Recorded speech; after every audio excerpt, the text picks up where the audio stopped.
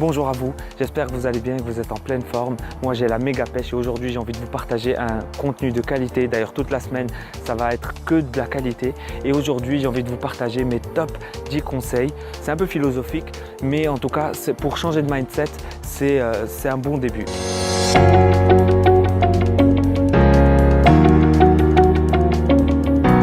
Alors le premier conseil, c'est de se rappeler que ce que pensent les autres, ce que disent les autres de vous, ce n'est qu'une opinion. Ok, c'est leur opinion et ce n'est pas forcément une vérité. Et lorsque ça devient une vérité uniquement si toi tu fais en sorte d'y croire. Et si tu commences à croire en ce que les autres te disent, à un moment donné, tu vas commencer à y croire et à faire de ça une vérité. C'est incroyable comment le cerveau humain fait en sorte que une idée qui de base n'est qu'une simple idée mais répétée des dizaines de fois, ça devient une croyance forte et une croyance forte qui se transforme ensuite en vérité. Et quand c'est une croyance non aidante, ça crée ce qu'on appelle une croyance limitante et donc tout ton potentiel peut être limité par cette fausse croyance. La deuxième clé, c'est de se rappeler qu'on ne peut pas changer le passé. La plupart des gens, lorsqu'ils pensent au passé, surtout dans un état de fatigue, un état de stress en fin de journée, ils y pensent et ça leur procure des regrets. Et lorsqu'ils pensent au futur dans cet même état de fatigue, de stress, ils y pensent et ça leur procure, il y a une émotion physiologique qui se produit dans le corps et cette émotion, ça s'appelle la peur. Ça veut dire quoi? On a peur du futur, on regrette le passé et on ne vit pas le présent. Et ça, c'est dommage. Donc, se rappeler que le passé est passé et que ça ne sert à rien de revenir dessus. Mais par contre, il faut retenir des leçons du passé. Je ne dis pas qu'il faut projeter notre passé sur notre futur et créer des peurs qui n'existent pas. Ce n'est pas parce que tu as raté une fois, par exemple, dans le passé que tu rateras les futurs. C'est juste que ça ne sert à rien de revenir dessus. Ça ne sert à rien d'être négatif. Et d'ailleurs, on parle de négativité. La troisième chose, c'est que les paroles des autres, troisième conseil, les paroles des autres, ce n'est que le reflet de leur monde intérieur. C'est-à-dire que lorsque tu vois quelqu'un qui te critique, quelqu'un qui crache dessus, quelqu'un qui te fait du mal, qui est juste pour faire du mal, qui dit du mauvais de toi, tu peux avoir de l'empathie envers cette personne et non pas de l'antipathie parce que cette personne est en train de souffrir. Une personne heureuse qui se sent bien dans sa peau n'ira jamais critiquer quelqu'un d'autre, n'ira jamais faire du mal à quelqu'un d'autre. Donc une personne qui dit du mal de toi, qui te vomit dessus, c'est une personne qui est dans la douleur et tu peux avoir de l'empathie pour elle. Je ne dis pas qu'il faut la regarder de haut ou la mépriser, mais vraiment se dire que moi, c'est cette phrase dont je me rappelle toujours quand je regarde une personne qui est malheureuse. Pour moi, une personne qui dit du mal de moi, c'est une personne malheureuse. Eh bien, je pense juste à une seule chose. Je me dis que cette personne est en train de vivre des conflits intérieurs, des difficultés dont je n'ai pas la connaissance. Et donc, je ne la juge pas. Je ne ferai pas la même erreur que cette personne qui, elle, est en train de faire la même avec moi. Alors, la quatrième chose, c'est à propos du bonheur, de l'enthousiasme, de la joie de vivre. C'est contagieux. Lorsque tu t'entoures de personnes joyeuses et dans le bonheur et qui vibrent cette émotion de bien-être, eh bien, tu es en train, toi aussi, d'être contaminé par ce bien-être et vice-versa. Toi aussi, si tu vibres ça, eh bien, c'est sûr que tu vas autour de toi créer une vague de bien-être et de joie. Et en fait, si tu veux, ça c'est une question que je te pose et ça va te permettre de réfléchir un peu. Si tu as envie de t'entourer que de personnes joyeuses et positives, alors toi aussi, qui tu voudrais être pour ces personnes-là? Donc pose-toi cette question vraiment, c'est un vrai engagement avec soi-même. C'est de se dire oui, je demande aux autres d'être positifs, mais moi aussi j'ai mon rôle à jouer dans ce positivisme. Et d'ailleurs là, j'ai pas envie de confondre positif et jovialiste. Tu sais, le jovialiste, c'est celui qui voit la merde à côté, qui voit qu'il y a des problèmes à côté, mais qui continue à se dire je vois pas ça. Il masque une partie de la réalité. Tout va bien, tout va bien, tout va très bien. Ça, c'est ce qu'on retrouve dans les livres de positivisme. Pour moi, c'est des conseils à 2 balles et ça marche pas. La réalité, le vrai positivisme, c'est de se dire il y a de mauvaises herbes dans mon jardin. C'est vrai, je le sens, je le vois et je vais m'occuper de ces mauvaises herbes. Mais ce n'est pas pour autant que ça va influencer mon état interne. Et donc c'est ça être vraiment positif. C'est prendre conscience de toute la réalité, des côtés positifs et des côtés négatifs de sa vie et de pourtant rester dans le positif. Ça, c'est le vrai positivisme et c'est celui qu'on oublie d'enseigner dans les livres.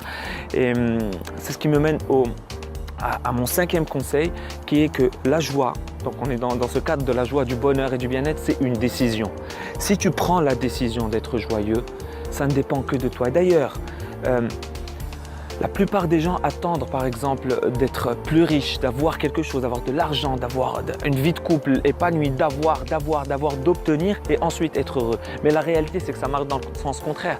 C'est en étant heureux que tu pourras obtenir ce que tu as envie et tu pourras le maintenir. Tu peux obtenir ce que tu veux en étant dans le mal-être, mais tu vas tout perdre.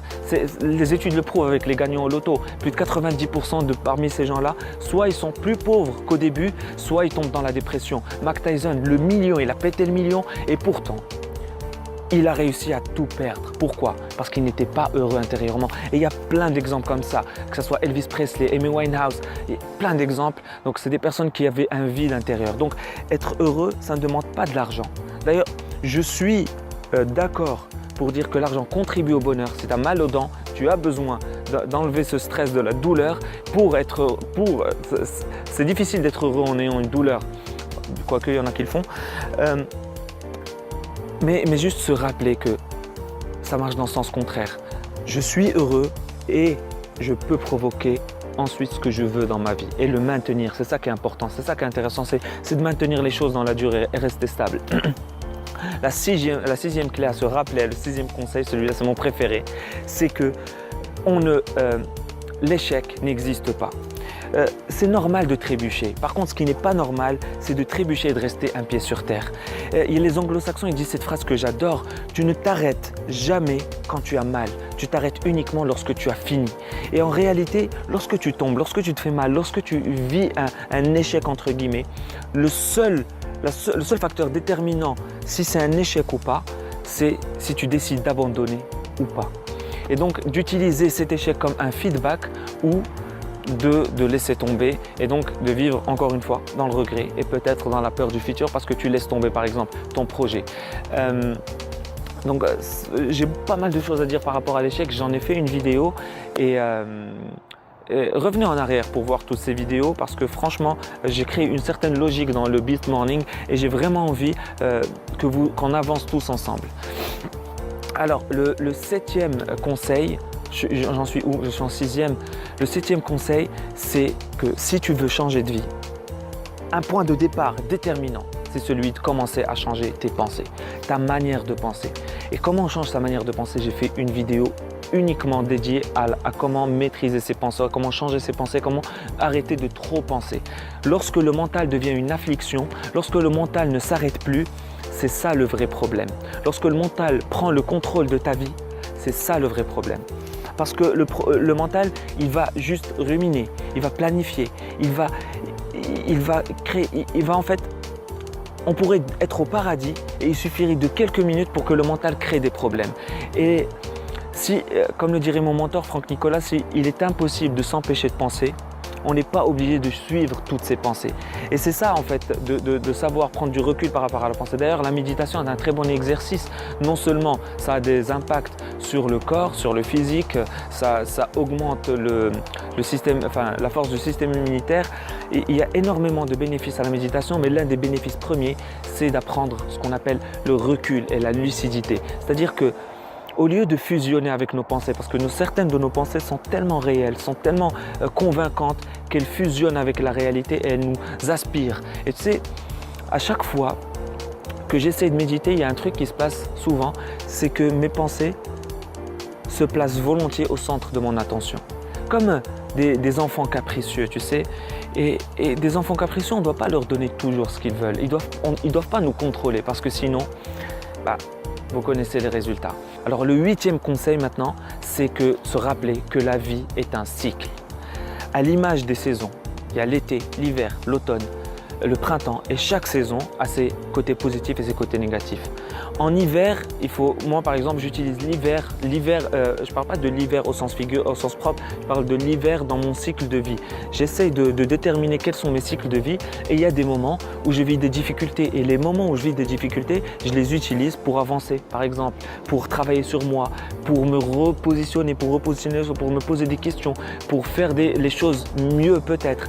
Lorsque tout va bien, lorsque tout va très très bien, lorsque c'est l'été dans ma vie, eh bien, je fais en sorte d'avancer beaucoup plus vite. Et tu vois, lorsque tu comprends que la vie est un cycle, déjà tu n'es plus surpris par les problèmes parce que tu t'y attends, tu sais que ça va arriver. Et la seule chose que tu vas changer, c'est de devenir plus fort au lieu d'attendre que la vie devienne plus simple et de devenir plus résistant, de travailler sur ton développement personnel. Il y a la phrase de Jim Rohn qui dit ton niveau de réussite ne dépassera rarement ton niveau de développement personnel. Et c'est ça, travailler sur soi. Et c'est l'objet de cette chaîne d'ailleurs, c'est de travailler sur soi et de faire en sorte de se développer personnellement. Alors, le 9e conseil, c'est la colère. Et d'ailleurs, je pourrais en faire une vidéo unique sur la colère. Elle m'a fait perdre tellement de choses, elle m'a créé tellement de problèmes. Rappelle-toi juste, au moment où tu es en colère, qu'elle te fait osciller, mais elle ne te fera jamais avancer. La colère est un poison.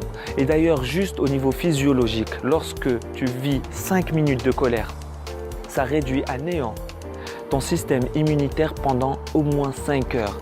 C'est-à-dire que lorsque tu es en colère, tu as plus de facilité à tomber malade. Ne serait-ce que pour ça, la colère devrait devenir ton ennemi. Tu devrais la bannir. C'est pas grave si tu es en colère. Mais ce qui est grave, c'est d'agir comme cette personne colérique qui va faire des gaffes, qui va dire des choses qu'elle ne pense pas, qui va regretter plus tard. Ok ? La 10e clé, et c'est la dernière, et on se retrouvera demain pour plein d'autres clés, pour d'autres sujets.